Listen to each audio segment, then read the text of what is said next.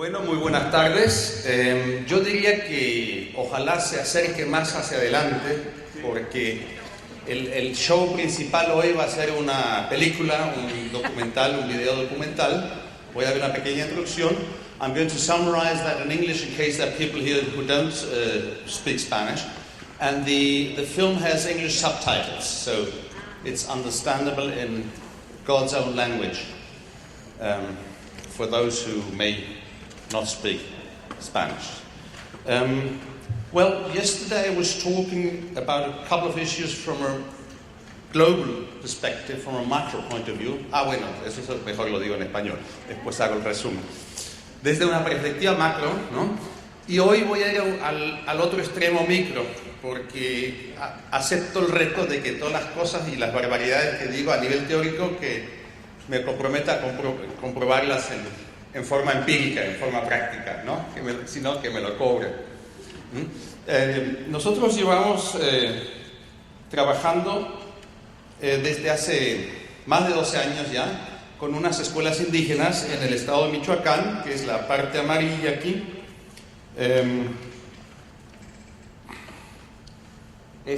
Sobre el Pacífico, el estado de Michoacán, y ahí estamos trabajando en la parte alta y boscosa de un promedio de 2.000, 2.500 metros, con el pueblo purépecha, que es uno de los pueblos indígenas que tiene más o menos 120.000 hablantes hoy en día, o sea, de un tamaño medio dentro del contexto de los pueblos indígenas mexicanos.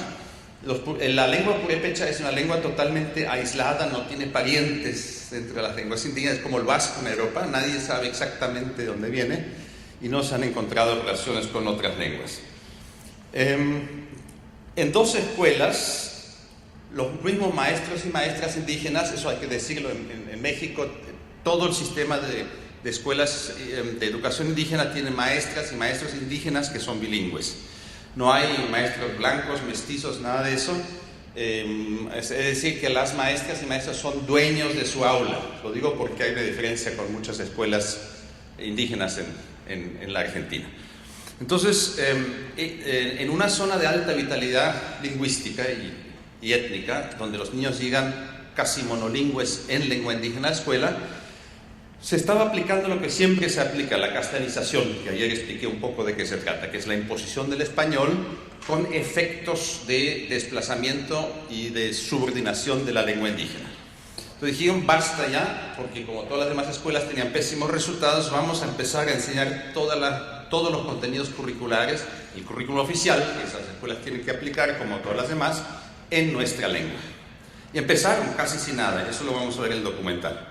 Entonces toda la enseñanza se da en lengua indígena con un programa específico de enseñanza de español como segunda lengua, que es un programa que nuestro Ministerio de Educación nunca lo quiso desarrollar por toda esa ideología nacionalista la cual hablé ayer, que como es lengua del país, pues todo mexicano tiene que hablar español, y si no habla español, bueno, es su problema, ¿no? Entonces hay una paradoja de que a pesar de que el objetivo es la castellanización, es decir, la imposición del español, la reducción o eliminación de la lengua indígena, no hay un programa específico siquiera para enseñar español como segunda lengua. Entonces, desde el 99 hemos empezado a construir una relación, nos invitaron, hicimos un estudio primero y estamos desde entonces trabajando con esas escuelas purépechas. Hoy en día hemos prácticamente terminado la elaboración de todo un currículum intercultural bilingüe con sus instrumentos correspondientes, un programa L1, un programa L2 y también lo que voy a explicar ahora en un momento, los otros componentes.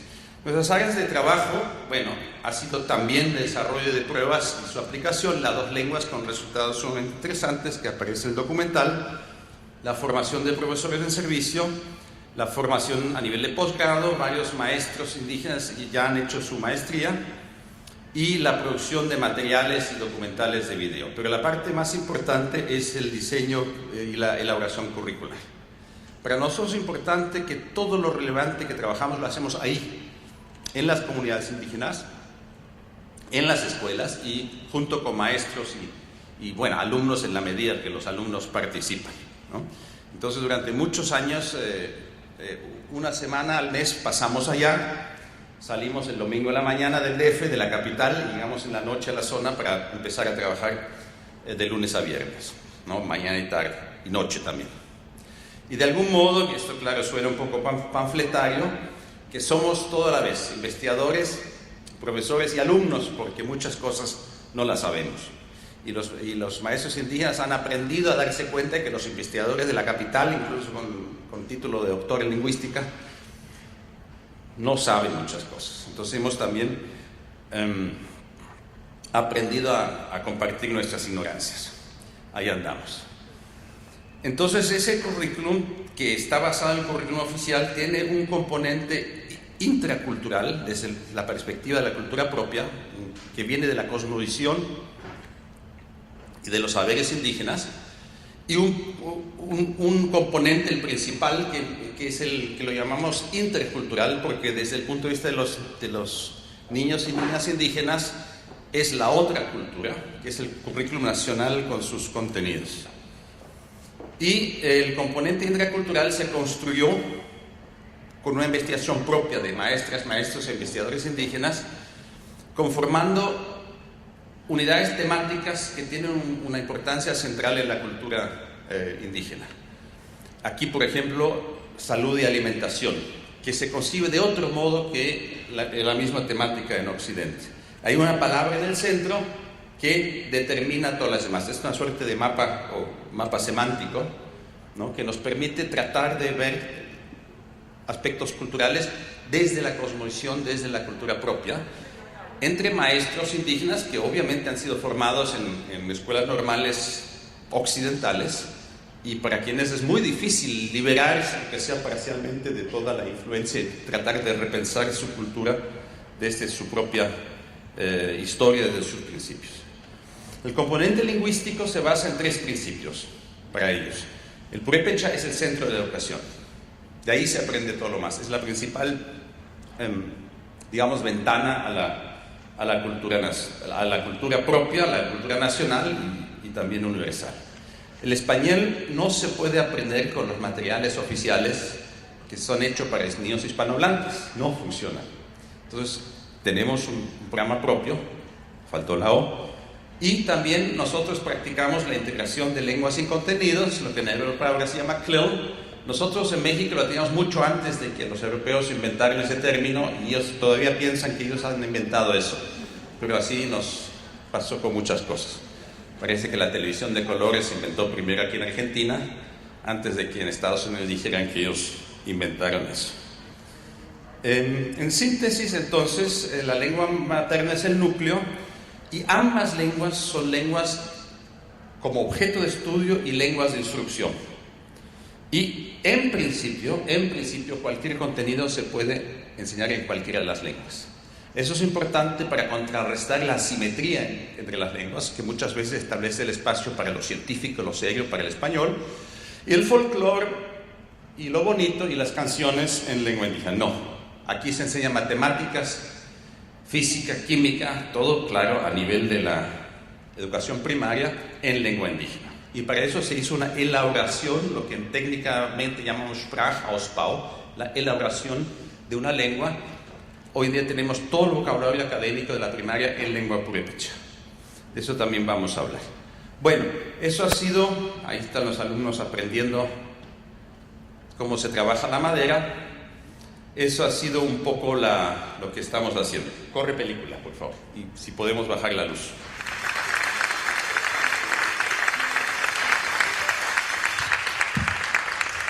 Comentarios, tenemos unos 10 minutos todavía, y disculpen el problema técnico.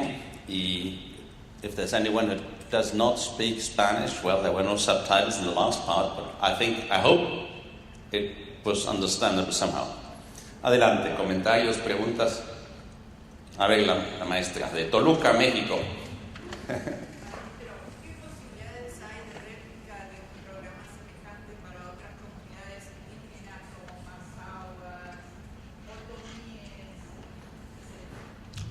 ¿Se escuchó la pregunta? ¿O no? La repito. Sí. Maestro, ¿qué posibilidades hay de réplica de este programa y esta experiencia en otras comunidades indígenas, por lo menos en el Estado de México, como los mazahuas y los otomíes? Bueno, nosotros estamos haciendo realmente el primer currículum intercultural bilingüe desde la base con la participación de maestros. Ese currículum se puede aplicar en sus principios en el resto del país en condiciones sociolingüísticas similares, se puede aplicar en Argentina, en Brasil, en la India, en muchos lugares con las propias lenguas. Los principios, digamos, psicolingüísticos, sociolingüísticos, pedagógicos, los más básicos serán probablemente los mismos y los más precisos van a cambiar, ¿no? Y en algunos contextos donde la lengua más fuerte de los niños es el español y tiene un dominio más débil la lengua indígena, se puede hacer a la inversa. Nosotros, lo que no aparece en el documental, hicimos un estudio comparativo con una zona otomí, ñañú, en el estado de Hidalgo, donde los niños ya hablan el español más que la lengua indígena y, digamos, tuvieron muy buenos resultados también en la transferencia. Esos niños deben y pueden alfabetizarse en español y después transferir esos conocimientos abstractos al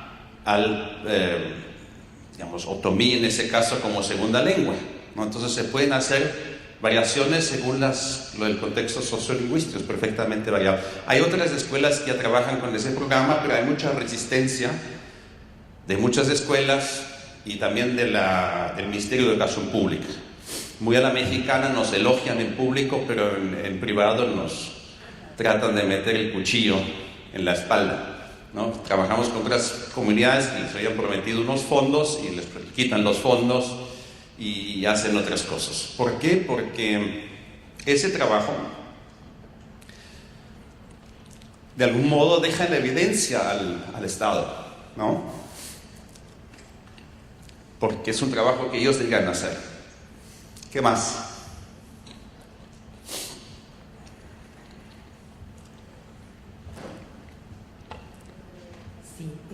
Me preguntaba cuál podría ser el alcance que tiene en México, en esta región, la televisión, como medio de difusión cultural, según el Estado, como lo quiera también usar para bien de la comunidad, ¿no?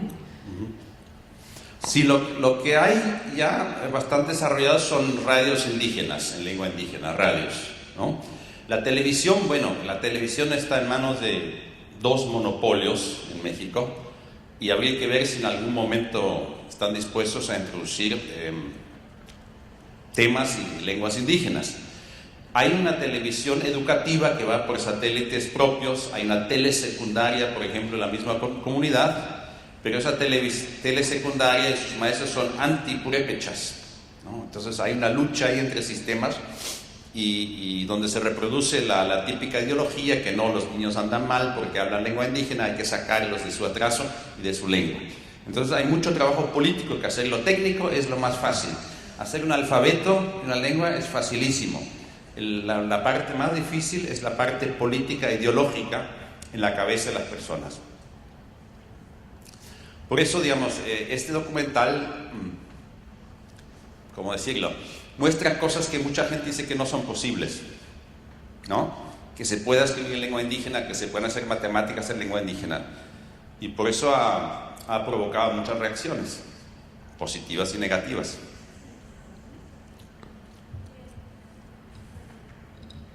Igual les quiero decir que el doctor Hamel ha tenido la generosidad y nos va a pasar un link para que en la plataforma tengan acceso al video completo. O sea que muchísimas gracias, Enrique. Está en su versión en español, que vimos al final, y su versión con subtítulos en inglés está en YouTube, en una calidad que es menor, pues, por YouTube y todo lo demás, pero todo el mundo puede ver y bajar el documental y vamos a poner el link en la plataforma. No, yo estaba maravillada viéndolo. No solo, usted dice que es muy fácil hacer, digamos, la parte técnica del alfabeto, pero que hay un trabajo de reconstrucción de la lengua, digamos, y de generación de vocablos a partir de una cantidad de espacios de recombinación digamos, y la incorporación de de términos académicos en la ciudad. ¿Cuánto tiempo tomó eso? 10 años. Sí, nosotros tenemos, y no está completo, tenemos un vocabulario académico de primaria ahora de 1500 términos más o menos, y usamos las tres formas típicas de ampliación de una lengua, a partir de la morfología propia, crear palabras nuevas, hacer una suerte de traslado semántico. Por ejemplo, la célula se llama Marathi Sapichu, que es la pequeña vida, y también préstamos, ¿no? También usamos préstamos del español, que ya está muy establecido. Si escucharon a los señores hablando en purépecha, tienen préstamos del español, los numerales y otras cosas, ¿no? Nosotros no somos puristas. Yo creo que todas las lenguas del mundo se van transformando a través del contacto, ¿no? ¿Cuántas palabras en español no usamos de otras lenguas? Y no por eso el español tiene algún problema, sino al contrario, ¿no? Entonces, ahí había... Si se ha medido a estos niños que se iniciaron con este currículum, cuántos de ellos llegaron a la universidad, cuántos de ellos continuaron con su educación secundaria y demás. Sí, bueno, tenemos a 2 exalumnas que aparecen ahí, que hablan de su experiencia. Desgraciadamente en México no tenemos secundaria indígena, o salvo algunos proyectos piloto. La secundaria como sistema en México se divide entre secundaria, que es 7º, 8º, 9º año, y lo que llamamos preparatoria, que es 10º, 11º y 12º, ¿no? Es simplemente una organización distinta. La niña dice, ahora voy a ir a secundaria, después voy a la prepa y quiero estudiar.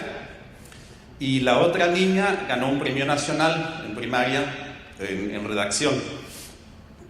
Y esta niña Zuleima, que aparece al final, ella ganó una beca entre más de 400 concursantes para una escuela que se llama United World College, una de las mejores escuelas del mundo, que tiene distintas sedes. Ella está estudiando ahora en Costa Rica, en inglés y en español. Bueno, última pregunta y después los invitamos al coffee break. ¿Sí? Gracias por la exposición, y quería saber qué pasa con el resto de Latinoamérica, porque esto nos pinta mucha nuestra realidad argentina. A ver, otra vez. ¿Se ha copiado esto? A ver, no escuché bien. Si esto se ha replicado en otras partes de Latinoamérica, si usted conoce esto. Pues no. O sea, se ha distribuido el documental, y mientras más lejos de la zona, más entusiasma a la gente, ¿no? Y las escuelas alrededor como que andan medio temerosos, porque, como decía el pedagogo que aquí aparece, que es un gran, digamos, un pedagogo muy experimentado, dice, cuando en el sector educativo destaca una escuela, todos los demás se juntan para destrozarla, esa experiencia, ¿no? Quizás no sea un invento nada más mexicano, sino que exista también en otros lados. Hay en Bolivia, en otros lados, hay experiencias propias en Guatemala, muy alentadoras, muy interesantes. No tiene que ser un solo modelo, eso obviamente no viene al caso. Hay unos principios básicos que estamos poniendo en práctica ahí, creo que sí son importantes. Entonces, este caso ha tenido cierta influencia en otros lados, pero es muy difícil cambiar las ideologías, las inercias, los ministerios. Y lo importante de este proyecto, y aparece en el documental, fue que ellos tomaron la decisión de cambiar las cosas sin tener casi nada en manos. Yo conozco muchas escuelas en México, en Brasil, algunas en Argentina, en Guatemala, donde también quieren hacer cambios y dicen siempre, bueno, pero no nos han capacitado, no nos han mandado el material, y siempre miran hacia arriba donde está el ministerio y Dios, ¿no? Entonces pasan 10 años y siguen diciendo, sí, queremos cambiar las cosas, pero no nos han mandado, no nos han hecho. Si no lo hacen ellos, no lo hace nadie, ¿no? Una escuela tiene que organizarse, hacer las cosas y después buscar ayuda. Nosotros somos muy cuidadosos en aclarar siempre de que nosotros llegamos como investigadores invitados por ellos cuando ya estaba en marcha el proyecto. Y desde entonces sí los hemos acompañado, somos muy respetuosos, y todo se trabaja en conjunto, porque la iniciativa es de ellos. El día que ellos digan, ya no queremos hacer esto, pues se acabó, ¿no? Nos han aguantado ya 12 años, lo que es sensacional. No sé cómo a mí me hayan aguantado tanto tiempo ahí, pero bueno, luego les doy unas pausas también, y tenemos un magnífico equipo joven, sobre todo, de investigadores purépechas y no purépechas. Incluso había una maestra mapuche que estuvo varios años viviendo en México, que participó en el proyecto. Tenemos una investigadora argentina, dos investigadoras argentinas que trabajaron meses con nosotros. Una es Ana Carolina Hecht, que es una gran especialista de educación indígena en Argentina, es de CONICET. Ahora tenemos una postdoc de Estados Unidos, o sea, hacemos un trabajo muy amplio de incorporación de personas para hacer investigaciones específicas ahí. Pero lo que es importante es que todos los días se enseña en el aula con ese método, con esa forma. Muchas cosas todavía no funcionan bien y las tenemos que mejorar. ¿Tenemos para una más o no? No, realmente. No, muchas gracias.